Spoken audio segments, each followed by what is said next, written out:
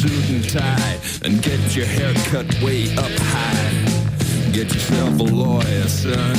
You're gonna need a real good one. David Whiting is your talkback lawyer and he's here to help. David, good morning to you. Good morning, Virginia. Did we have homework from last time we chatted? Well, technically we didn't, but we left an unresolved question for Diane of Williamstown.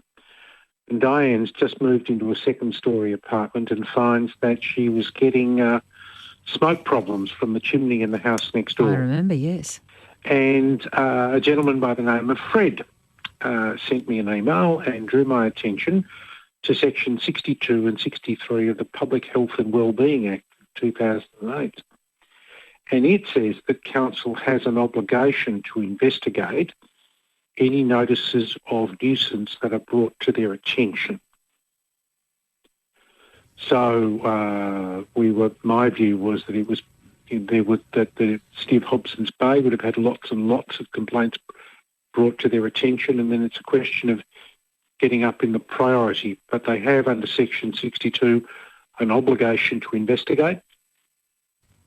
They have, if they find there's a nuisance, they have no obligation to prosecute, but they do have, but they can prosecute, and they can issue either a prohibition order or an abatement order, and they can also tell somebody like Diane that we're not proposing to take action, but here are some private means that you might choose to abate. So Section 62 and 63 of the Public Health and Wellbeing Act. Okay. So thank you, Fred.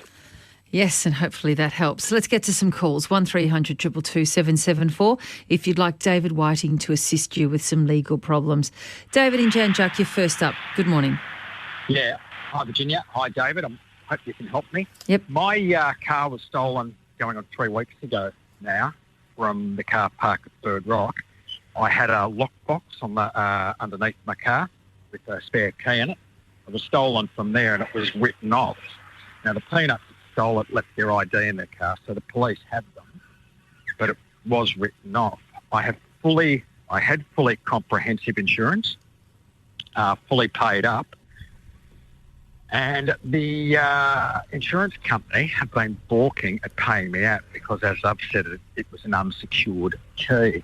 Now, the problem is that every surfer or kayaker or people in water sport where you have to leave keys at all are using these lock boxes. As a matter of fact, when I purchased it, I was told no, fully secure, but I've since found out one hit with a hammer and they just fall apart. Yep. Where is my avenue of appeal? Because it was only 7 years old. It was a Ford Territory. It's a good car. And it looks like I'm not going to get anything at all.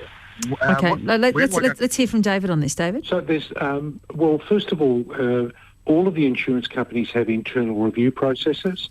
I would suggest, though, that you download a document called a product disclosure statement from the insurance company's website, and it contains your contract of insurance.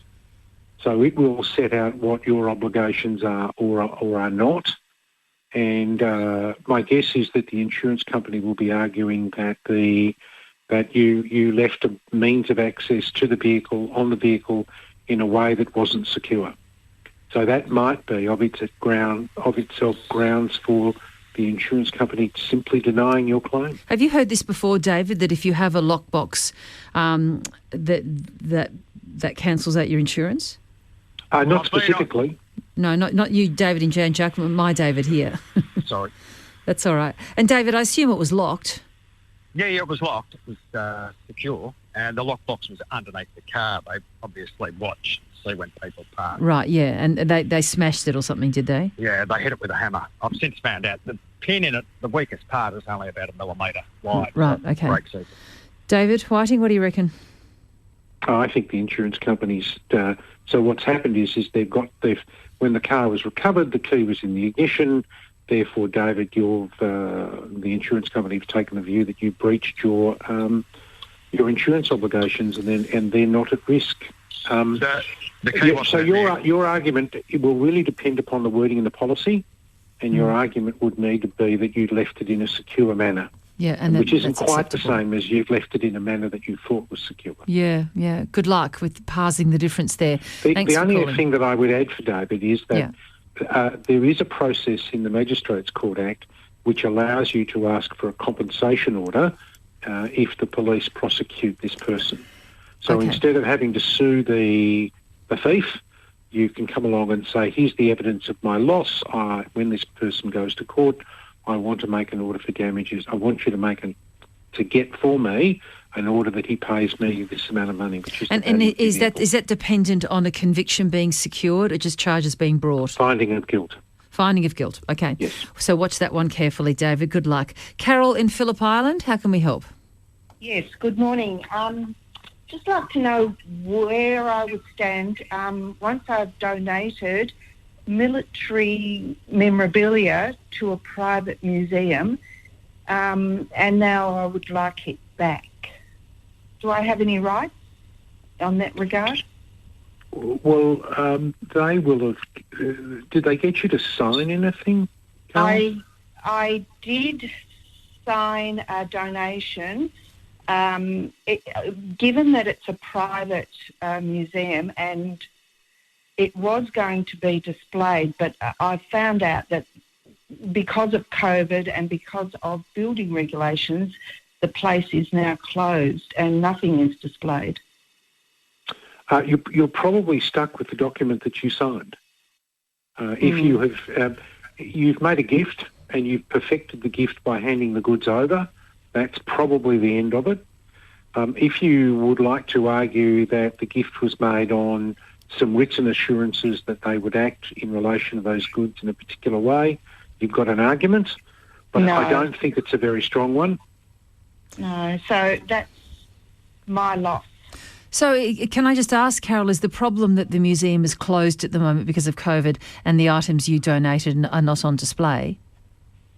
That is one part. The second part is that the museum doesn't have council approval to operate as a standing business, so they've closed it both on those two So reasons. your other argument then, Carol, is that the goods were provided on the basis that they would be displayed. In the absence of a display, that there's a failure in the purpose of the gift.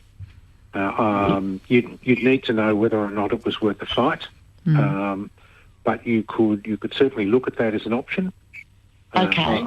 I must say, on a lighter note, there was a gentleman in Germany who was fined 250,000 euros this week because he kept a World War II tank in his basement.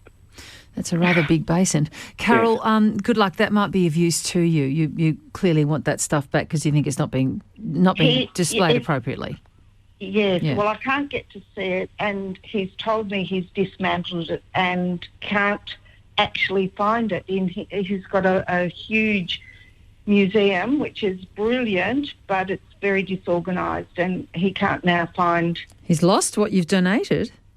Well, he can't show it to me, or he doesn't want to show it to Oh, me. that's sounding sus, isn't it?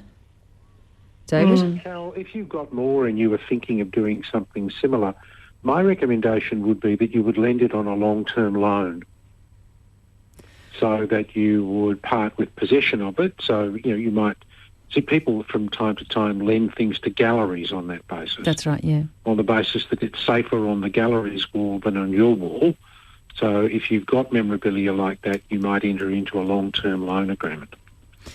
Yeah, that's maybe advice for the future. Good luck with that, Carol. Jennifer in Inverloch, how can David help you? Good morning. Hi, good morning. Thanks for taking my call. I want to know if a family court order overrides the current health orders with regard to driving a small child for access visits from regional Victoria into metropolitan Melbourne, because that's what was handed down as a decision last week, and our family are now dealing with that, and at 71 years of age, I don't want to be driving from regional Victoria into metropolitan Melbourne, but I'm trying to do everything to help my son, who doesn't have a licence, comply with the order.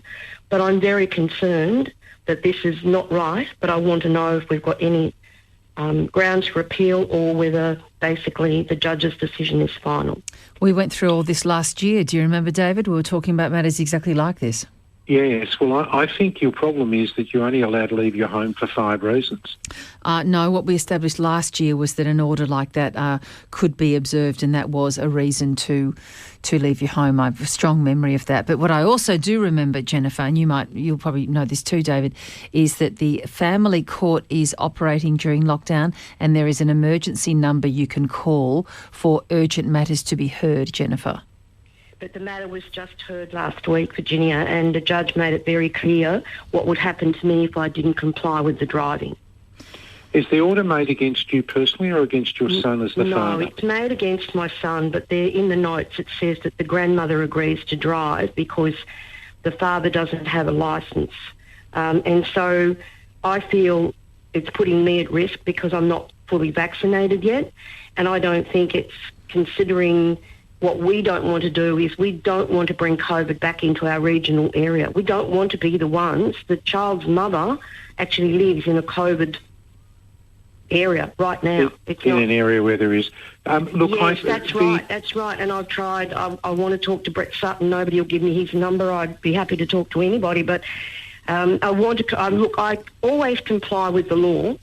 I've made many Were you represented when you went to court last week? Yes, my son had legal aid, and the legal aid lawyers tried to push very clearly for how could the access start in a few weeks' time, and could we do Zoom calls instead? Could we wait until the current situation was known in terms of maybe rectifying itself or not? And because there was an ICL, the ICL pushed very firmly that no, the child just had to be taken once a week to Melbourne. That's the independent child lawyer. That's right. I'm going to take it on Jennifer, notice. let David speak. Go ahead, David. I'm going to take it on notice and give you a much better answer next week. I suspect you probably need a quicker answer than that. Look, I know the matter you say, Jennifer, was heard just recently, but this is the number you can call in any case if you want to. Okay, my strong memory from us discussing this in detail and actually with a family law specialist last year when David was away exactly for this reason was that you must comply with the order. And I totally understand your misgivings, but that the order must be complied with.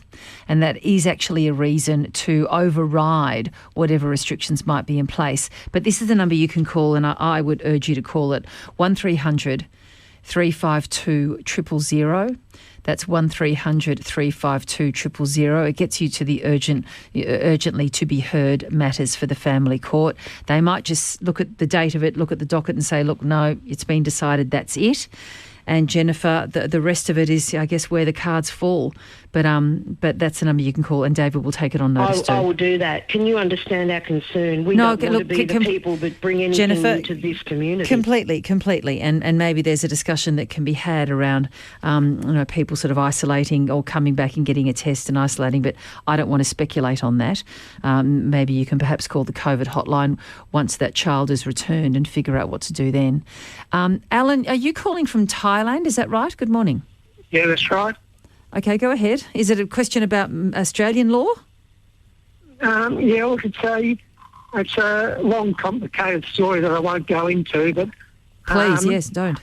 I'm trying to make a claim through the Act of Grace for a claim against Centrelink from a long time ago, and I know there's no statute of limitations, but I just wondered if David had any opinion or ideas on Act of Grace, because I made a claim many years ago and it was rejected on 100% lies, provable lies, but it's a system where you have no appeal once the decision's been made. Okay, welfare rights to help me with it. Let me just see if David knows what you're speaking about with this Act of Grace thing, David. Well, an Act of Grace, what you do is you petition the government, and you simply say that I know that I have no legally enforceable right, but there has been a mistake which has occurred or an error that's arisen, and as a result of something that the government ought to accept responsibility for, I am, I've lost out, and I want the government to compensate in the same way as it's kind of, but not quite the same as someone who might be locked up and 10 years later found to have been improperly detained. Then what you do is you get an act of grace payment. Okay. So that's what you're looking for. I would have thought incredibly difficult. I would say they happen in the tens of years, in maybe 10 or 12 times a year, not hundreds of times a year. So what would you advise Alan to do? It's a great analogy with my case for being locked in jail as an innocent person. Obviously it wasn't that bad, but it's the same thing. Something happened which shouldn't have never happened, and I took 8 years to reverse it. When I found out the truth, they still wouldn't let me out of jail for 8 years, and so to speak. I've made that exact analogy. And yet, I understand the analogy. You've still got your difficulty will be, I would be starting, if I wanted to do something like that, I would be starting with a Member of Parliament because they're going to get listened to better than you will from Thailand. So go and work through what electorate you were in when you last lived in Victoria or in Australia and use that as the basis for your inquiry. Good luck with it, Alan. It sounds like a long and complex and painful story, so we wish you all the best. Douglas in Black Rock, what's the issue? Good morning. Good morning, Virginia and David. Look, I hope this is a simple one for you, David. Got flooding from a neighbour's property when it rains. The neighbour is a landlord. The place is rented out. I can't speak to the neighbour as such. The council said it's contrary to the law, which I know as well, that he has to keep the retained water on his property. But they can't actually give me the specific law that applies. And Section 16(1) of the Water Act. Section 16, subsection 1 of the Water Act. Water Act. So if I write a letter to the neighbour quoting that will have a little bit more oomph than just saying. I would have thought I would start by looking up the Act. Yep. So you go to a website which is legislation.vic.gov.au. Yep. You type in Water Act and you look at Section 16, and one of the factors is whether or not the flow is reasonable. Yep. So if you lived downhill from me, then it's quite likely that you would be required to accept some water discharge from my property. I appreciate that, David. But if I went and concreted the whole of my property to improve the flow of water onto your property, that would be unreasonable. Yeah, this is just a block drain, plain and simple. So I just want the correct words to say, clear your blockage. Something that has a little bit of oomph. And in the event that there's a dispute, issues under the Water Act go to VCAT. But it's an unusual jurisdiction at VCAT because you get costs. Oh, okay. Good luck. Okay. Thanks, David. Thanks, Virginia. No worries. Good on you, Douglas. James in Nelson. How can David help? Good morning. Hello. Thanks very much. My parents have died and left wills which leave their estate to, I have a younger brother, so leaves it equally to us. Because Mum and Dad were suspicious that my brother's wife would spend their inheritance that they wanted to go to the children, they stipulated that half of my brother's estate or inheritance would go into a trust. Now, what's happened since then, since they died, is that my sister-in-law, my brother's wife, has also died. So this whole scenario is unnecessary. And I'm wondering whether we have a right to review the will and remove that trust requirement. James, who does the money in the trust go to if it's not spent when your brother dies? His children. His children? Yes. And how old are they now? 22 and 24. Then, without having seen the will, my starting proposition would be if you and your brother and his children agreed, the money could go to him. Right. So presumably the money's available to him in some form or other during his lifetime, but what isn't spent goes to his children? Correct, yes. Right. Yes. So, again, depending on the specific wording of the will, my expectation would be that if they agreed, their dad could have the money. Right. And do we need to go through a particular process, David, to show the agreement of the children as beneficiaries? Who are the executors, James? My brother and I am.